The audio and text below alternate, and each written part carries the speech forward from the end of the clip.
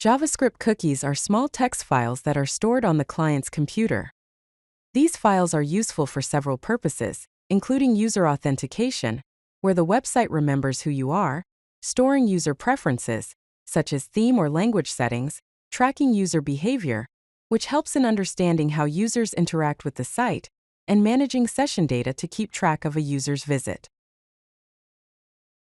A basic cookie is set using the document.cookie property. It includes a name and a value, followed by optional attributes like expires, which specifies when the cookie should expire, path, which defines the valid location for the cookie, domain, which specifies the domain that can access the cookie, and secure, indicating that the cookie should only be sent over HTTPS. To create a cookie in JavaScript, you can use a function like setCookie, which takes the cookie's name, value, and the number of days until it expires as arguments. This function calculates the expiration date and sets the cookie using the document.cookie property. For example, to set a cookie name theme with a value of dark that expires in 7 days, you would call the setCookie function with the theme name, dark value, and 7 days as the expiration. To read cookies, you can use a function like getCookie, which takes the name of the cookie you want to retrieve as an argument. The function parses the document.cookie string, which contains all the cookies, and then returns the value of the requested cookie. It returns null if the cookie is not found.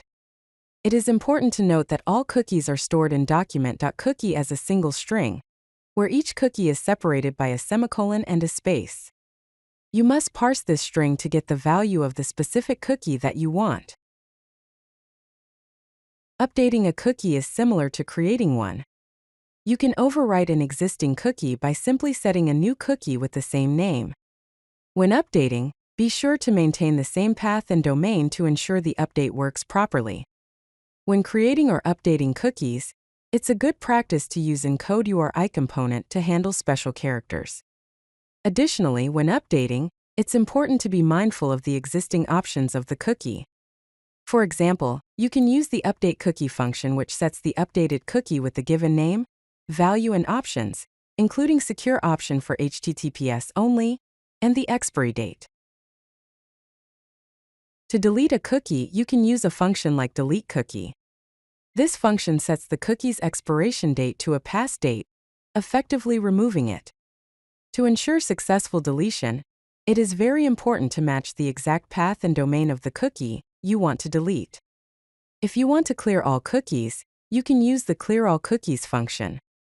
This splits the document.cookie string by the semicolon, and then it calls the deleteCookie function on each cookie. When working with cookies, it's crucial to implement proper security measures. The essential security flags are secure, which ensures the cookie is only transmitted over HTTPS, HttpOnly, which prevents JavaScript from accessing the cookie, and SameSite, which helps protect against cross-site request forgery or CSRF attacks. Be aware of common vulnerabilities, such as cross-site scripting or XSS, cross-site request forgery or CSRF, and cookie theft through man-in-the-middle attacks. Some of the best practices includes encrypting sensitive data before storing, setting appropriate expiration dates, using session cookies when possible, and validating cookie data on the server.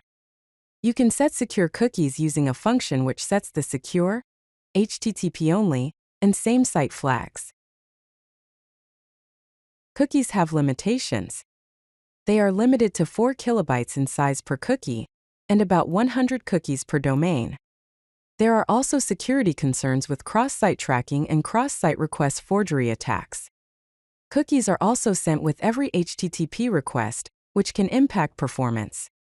Modern alternatives to cookies includes local storage, which provides 5 to 10 megabytes of storage, but is limited to the same origin. Session storage is used for temporary storage until the tab closes, and IndexedDB, which provides large-scale structured data storage.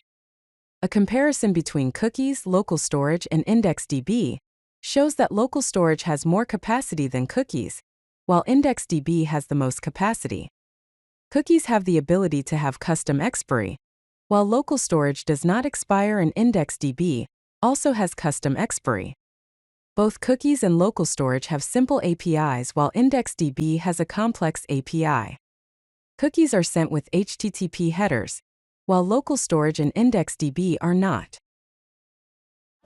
If you like this video, hit that like button and don't forget to subscribe. Visit codelucky.com for more such useful content.